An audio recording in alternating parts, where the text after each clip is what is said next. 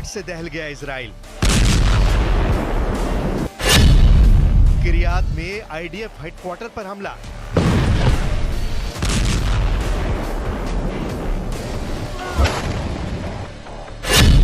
Nasrallah के Katyusha ने मचाया कोहराम।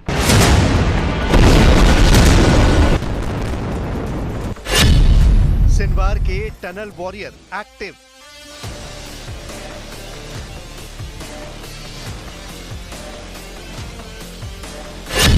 सिनवार ने दिखाया नरक शाप।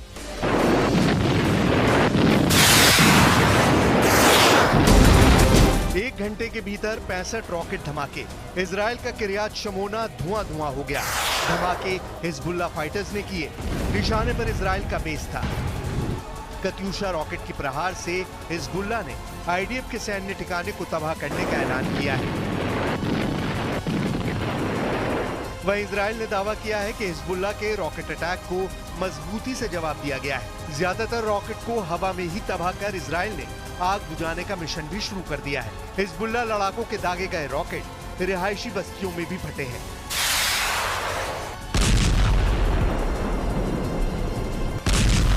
हालांकि किसी भी तरह के जानी या माली नुकसान की खबर अभी तक नहीं आई है, मगर इजराइल का क्रोध लेबनान फ्रंट की जगह गजा में दिखने लगा है।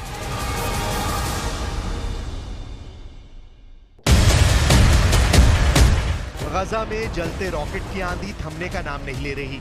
बारूदी गुबार से ढकी गजा सिटी रह रहकर आग की लपटों में घिरती है, चीख पुकार मचती है और फिर इमारत काला खंडर बनती है। जमीन पर टैंक के गोले जलजला ला रहे हैं। आसमान से बरस रही मिसाइलें मौत बांट रही हैं।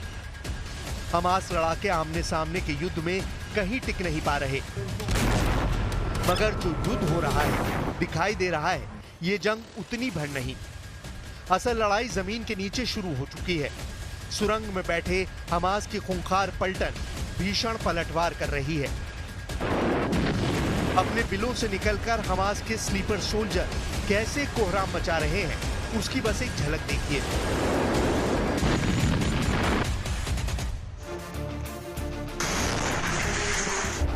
सुरंग से दबे पांव निकलते हैं हमास के बम स्क्वाड। इजराइल की फोर्स को करीब जाकर दहलाते हैं सिनवार के आत्मघाती हमलावर।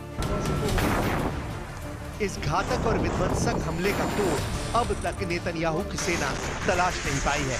हमास के अकेले सुरंग वॉरियर्स के मुकाबला करने के लिए इजराइल को कितनी ताकत लगानी पड़ रही है, उसका सबूत ये वीडियो है।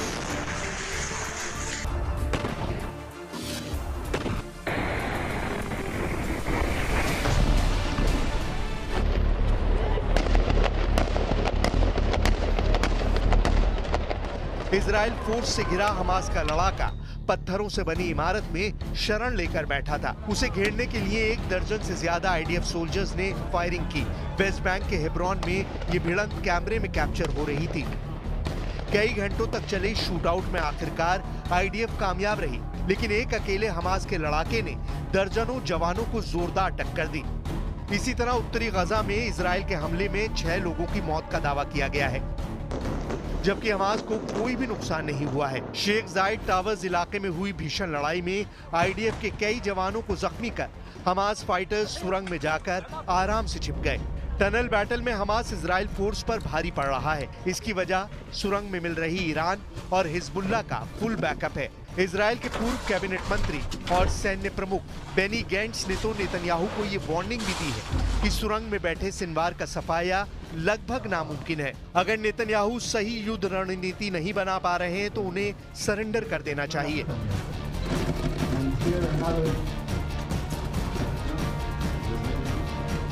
אם נתניהו לא מבין שאחרי 7 באוקטובר הכל השתנה, אם יש לו ספק שסינואר יחוסל, שנגיע לאן שצריך תמיד, אם הוא לא מספיק חזק לעמוד בלחץ הבינלאומי, שיניח את המפתחות וילך הביתה. हमास चीफ सिनवार बीते 10 माह से सुरंग में छिपा बैठा है। सिनवार अमेरिका और इजराइल दोनों को चकमा दे रहा है। आखिर सिनवार का सर्च ऑपरेशन इतना लंबा क्यों खिंचता जा रहा है? क्या है अंडरग्राउंड गजा की हकीकत?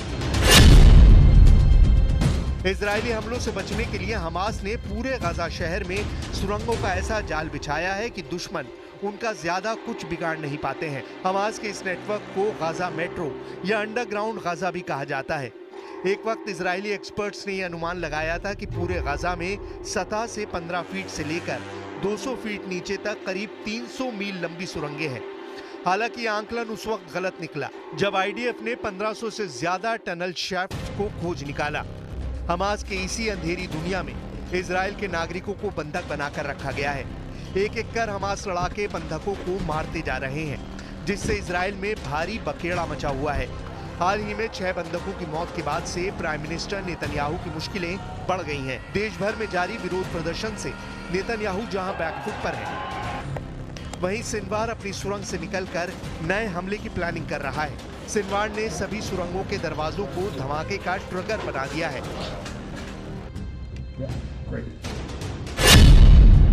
हमास का अंडरग्राउंड नेटवर्क $1 अरब से ज्यादा खर्च करके अपग्रेड किया गया है। सुरंग के एंट्री पॉइंट को ऐसे बनाया गया है कि बाहर से छूते ही जोरदार धमाके होने लगते हैं। जीपीएस सिस्टम और रोबोट से ऑपरेट होने वाला ये सिस्टम मिसाइल हमले को भी नाकाम कर देता है।